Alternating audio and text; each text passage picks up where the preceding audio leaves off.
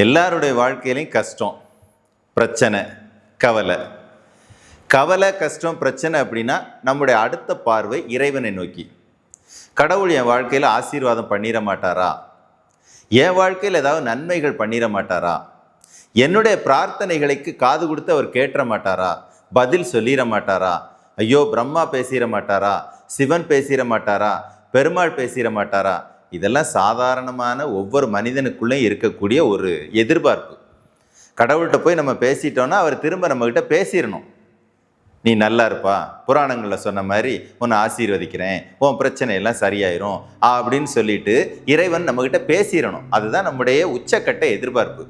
ஆனால் உண்மையிலேயே இறைவன் நம்ம கூட பேசுவாரா? இறைவன் பேசுறத நம்ம கேட்க முடியுமா? இறைவன் பேசிட்டாரு அப்படிங்கிறத நம்மளால உணர முடியுமா? அப்படிங்கிறத பற்றி தான் நாம் இன்னைக்கு பேச போகிறோம். ஒரு அற்புதமான, மிக தெளிவான ஒரு விளக்கத்துடன்.